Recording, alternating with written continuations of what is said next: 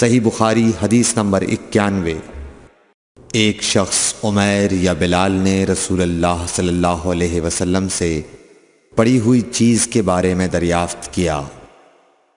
آپ نے فرمایا اس کی بندھن پہچان لے، یا فرمایا کہ اس کا برتن اور تھیلی کو پہچان لے، پھر 1 سال تک اس کی شناخت کا اعلان کراؤ، پھر اس کا مالک نہ ملے تو اس سے فائدہ اٹھاؤ، اور اگر اس کا مالک آ جائے تو اسے سونپ دو۔ اس نے پوچھا کہ اچھا گمشدہ اونٹ کے بارے میں کیا حکم ہے؟ آپ کو اس قدر غصہ آ گیا کہ رخسار مبارک سرخ ہو گئے، یا راوی نے یہ کہا کہ آپ کا چہرہ سرخ ہو گیا۔ یہ سن کر آپ صلی اللہ علیہ وسلم نے فرمایا تجھے اونٹ سے کیا واسطہ؟ اس کے ساتھ خود اس کی مشق ہے اور اس کے پاؤں کے سم ہیں، وہ خود پانی پر پہنچے گا اور خود پی لے گا اور خود درخت پر چرے گا، لہٰذا اسے چھوڑ دو یہاں تک کہ اس کا مالک مل جائے۔ اس نے کہا کہ اچھا گمشدہ بکری کے بارے میں کیا ارشاد ہے؟ آپ نے فرمایا وہ تیری ہے یا تیرے بھائی کی، ورنہ بھیڑیے کی غذا ہے۔ صحیح بخاری حدیث نمبر 92۔ رسول اللہ صلی اللہ علیہ وسلم سے کچھ باتیں دریافت کی گئیں کہ آپ کو برا معلوم ہوا، اور جب اس قسم کے سوالات کی آپ صلی اللہ علیہ وسلم پر بہت زیادتی کی گئی تو آپ کو غصہ آ گیا۔ پھر آپ نے لوگوں سے فرمایا اچھا اب مجھ سے جو چاہو پوچھو۔ تو ایک شخص نے دریافت کیا کہ میرا باپ کون ہے؟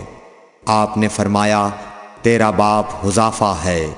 پھر دوسرا آدمی کھڑا ہوا اور اس نے پوچھا کہ یا رسول اللہ میرا باپ کون ہے؟ آپ نے فرمایا کہ تیرا باپ سالم شیبہ کا آزاد کردہ غلام ہے۔ آخر حضرت عمر رضی اللہ تعالی عنہ نے آپ کے چہرہ مبارک کا حال دیکھا تو عرض کیا یا رسول اللہ ہم ان باتوں کے دریافت کرنے سے جو آپ کو ناگوار ہوں اللہ تعالی سے توبہ کرتے ہیں۔ صحیح بخاری حدیث نمبر 93۔ ایک دن رسول اللہ صلی اللہ علیہ وسلم گھر سے نکلے تو عبداللہ بن حذافہ کھڑے ہو کر پوچھنے لگے کہ حضور میرا باپ کون ہے؟ آپ نے فرمایا حذافہ۔ پھر آپ نے بار بار فرمایا کہ مجھ سے پوچھو۔ تو حضرت عمر رضی اللہ عنہ نے دو زانو ہو کر عرض کیا کہ ہم اللہ کے رب ہونے پر، اسلام کے دین ہونے اور محمد صلی اللہ علیہ وسلم کے نبی ہونے پر راضی ہیں، اور یہ جملہ 3 مرتبہ دہرایا۔ پھر یہ سن کر رسول اللہ صلی اللہ علیہ وسلم خاموش ہو گئے۔ صحیح بخاری حدیث نمبر 94۔ نبی اکرم صلی اللہ علیہ وآلہ وسلم جب سلام کرتے تو 3 بار سلام کرتے، اور جب کوئی کلمہ ارشاد فرماتے تو اسے 3 بار دہراتے یہاں تک کہ خوب سمجھ لیا جاتا۔ صحیح بخاری حدیث نمبر 95۔ رسول اللہ صلی اللہ علیہ وسلم جب کوئی کلمہ ارشاد فرماتے تو اسے 3 بار لوٹاتے یہاں تک کہ خوب سمجھ لیا جاتا، اور جب کچھ لوگوں کے پاس آپ تشریف لاتے اور انہیں سلام کرتے تو 3 بار سلام کرتے۔ صحیح بخاری حدیث نمبر 96۔ عبداللہ بن عمر رضی اللہ عنہ کہتے ہیں کہ ایک سفر میں رسول اللہ صلی اللہ علیہ وسلم ہم سے پیچھے رہ گئے، پھر آپ ہمارے قریب پہنچے تو عصر کی نماز کا وقت ہو چکا تھا یا تنگ ہو گیا تھا، اور ہم وضو کر رہے تھے۔ ہم اپنے پیروں پر پانی کا ہاتھ پھیرنے لگے تو آپ نے بلند آواز سے فرمایا کہ آگ کے عذاب سے ان ایڑیوں کی جو خشک رہ جائیں خرابی ہے۔ یہ 2 مرتبہ فرمایا یا 3 مرتبہ۔ صحیح بخاری حدیث نمبر 97۔ رسول اللہ صلی اللہ علیہ وسلم نے فرمایا کہ 3 شخص ہیں جن کے لیے دگنا اجر ہے، ایک وہ جو اہل کتاب سے ہو اور اپنے نبی پر اور محمد صلی اللہ علیہ وسلم پر ایمان لائے، دوسرے وہ غلام جو اپنے آقا اور اللہ دونوں کا حق ادا کرے، اور تیسرے وہ آدمی جس کے پاس کوئی لونڈی ہو جس سے شباشی کرتا ہے اور اس کو تربیت دے تو اچھی تربیت دے، تعلیم دے تو عمدہ دے، پھر اسے آزاد کر کے اس سے نکاح کر لے تو اس کے لیے دگنا اجر ہے۔ صحیح بخاری حدیث نمبر 98۔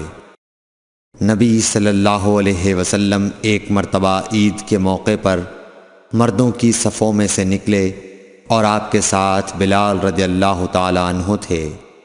آپ کو خیال ہوا عورتوں کو خطبہ اچھی طرح نہیں سنائی دیا، تو آپ نے انہیں علیحدہ نصیحت فرمائی اور صدقے کا حکم دیا۔ یہ واز سن کر کوئی عورت بالی اور کوئی عورت انگوٹھی ڈالنے لگی، اور بلال رضی اللہ تعالی عنہ اپنے کپڑے کے دامن میں یہ چیزیں لینے لگے۔ صحیح بخاری حدیث نمبر 99۔ حضرت ابو ہریرہ رضی اللہ تعالی عنہ نے عرض کیا، یا رسول اللہ، قیامت کے دن آپ کی شفاعت سے سب سے زیادہ سعادت کسے ملے گی؟